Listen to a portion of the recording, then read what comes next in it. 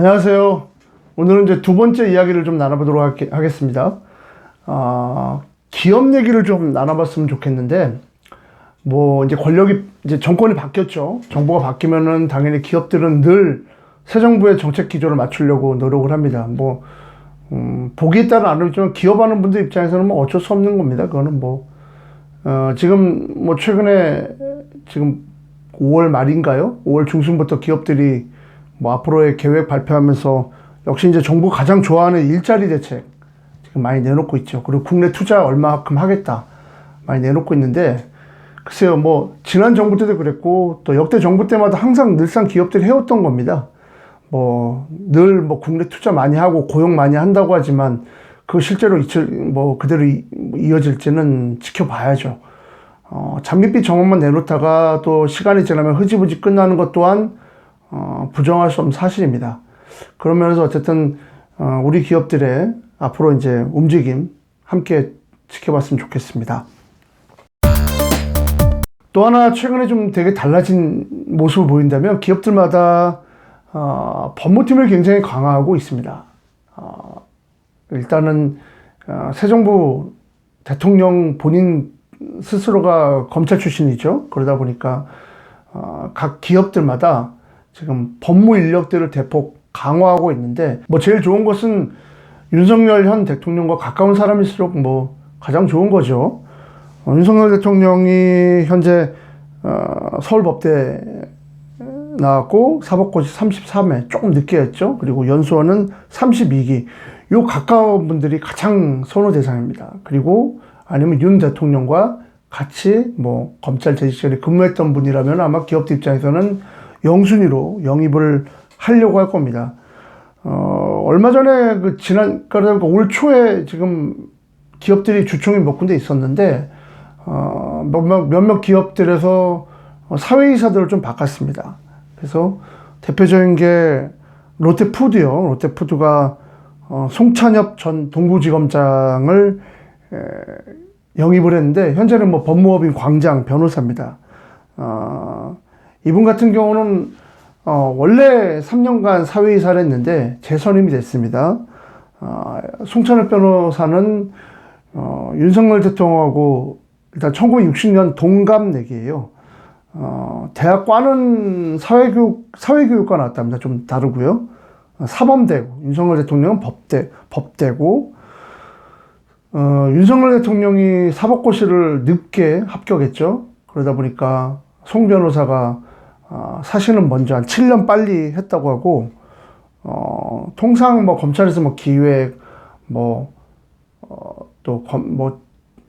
공판, 뭐 형사, 뭐 특수, 뭐 공안 이렇게 막 여러 분류를, 뭐 외사 이렇게 여러 분류 나누는데, 이 송 변호사 같은 경우는 공안, 그러니까 뭐 시국 사건이나 또 뭐 정치 관련, 또 뭐 선거, 뭐 주로 이제 이 사회 관련, 뭐 그다음에 대북, 예전에는 대북 사건도 많이 공안에서 했었죠.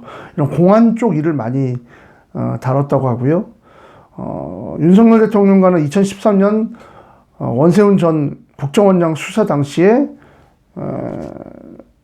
우리 송 변호사는 공안부장, 우리 윤석열 대통령은 수사팀장으로 같이 호흡을 맞췄다고 합니다. 그리고 뭐 이처럼 뭐 이 송 변호사처럼 이렇게 윤석열 대통령하고 같이 근무했던 분들을 최근 이제 기업들이 사회이사로 좀 모시려고 많이들 하고 있고요. 이번에 또 사회이사는 아니지만 포스코 홀딩스가 법무실장을 영입했습니다. 법무팀장, 부사장급인데 김영종 변호사라고요. 사법고시도 같이 나란히 합격했습니다. 이분이 되게 유명한 분인데, 2003년도 예전에 왜 노무현 대통령과 또 검사들이 이렇게 검사와의 대화라고 했던 행사가 있었죠. 거기서 이제 강근신 장관 옆에 앉아 있는데 검사들이 이제 노무현 대통령에게 막 따지는 약간 좀 그런 행사를 여러분 기억하실 겁니다. 그 당시에 평검사 한 명이 나와서 이런 얘기 했죠. 청탁전을 하지 않았느냐. 그때 이제 노무현 대통령은 뭐 이쯤 되면 막가자는 거지요? 라고 하면서 이제 나중에 그것이 하나의 우스갯소리가 됐죠. 그 당시에 그 발언을 한 장본인이 바로 이제 김영종, 변호사입니다. 이분이 이제, 문재인 대통령 출범하자마자 검찰을 떠났는데, 그러고는 개인 변호사 사무실을 운영했습니다. 뭐, 그러고 있다가, 이번에, 포스코가, 홀딩스와 또 포스코라는 회사로 이제 물적 분할을 하면서 지주회사인 홀딩스의 법무팀장으로 부사장급인 우리 김영종 부사장을 영입을 했습니다. 아마도 이제 포스코는 이제 주인이 없는 회사, 정부의 입김이 좀 강한 회사지 않습니까? 김영종 변호사를 통해서 정권에 가까운 쪽들과 조금 더 긴밀하게 네트워크를 하려고 하지 않을까. 포스코 내부에서는 그렇게 보고 있습니다. 또 포스코가 또 이분이 5월 2일인가요? 이제 뽑혔는데 고문으로 굉장히 이례적으로 사장급으로 또 한 번의 그 검사장 출신을 영입을 했습니다. 김강옥 전 대전고검장인데요. 이분은 대전고검장 하시기 전에 의정부 지검장을 하셨습니다. 검찰에서는 뭐 특수수통보다는 뭐 딱히 어떤 그런 뭐 굳이 따진다면은 기획통으로 불리는 게 맞겠죠. 뭐 그렇게 일을 하셨던 분인데 갑자기 그럼 여기서 왜 포스코가 이분을 영입하셨을까? 이분이 경북고등학교를 나오셨는데 경북고등학교 선배가 정상명 전 검찰총장입니다. 정상명 검찰총장은 노무현 대통령하고 사시 동기인데 검찰 내에서는 굉장히 검사들의 존경을 한 몸에 받던 그런 분입니다. 이분을 가장 존경하고 따랐던 분이 바로 윤석열 대통령이고요. 윤석열 대통령이 정치 입문하기 전에 뭐 본인이 정치를 해도 되겠냐라는 걸 많이 상의했던 분으로 저는 알고 있습니다. 뭐 그래서 시중에는 윤석열 대통령의 멘토라고 부를 정도로 정상명 전 총장은 윤석열 대통령과 굉장히 가까운 분인데 이 정상명 총장이 검찰 시절에 아꼈던 분 중에 하나가 바로 이 김강옥 변호사입니다. 김강옥 변호사랑 일단 경북고등학교 동기시고 정상명 총장이 검찰에 있을 때 대검 중수 이과장, 뭐 중수부에서도 1, 2과장이 굉장히 힘이 센 데인데 중수 이과장을 역임하셨습니다. 우리 김강옥 변호사가. 그러다 보니까 아마도 특히 이제 김강옥 변호사는 이명박 정부 출범하자마자 청와대 민정비서관으로 갑니다.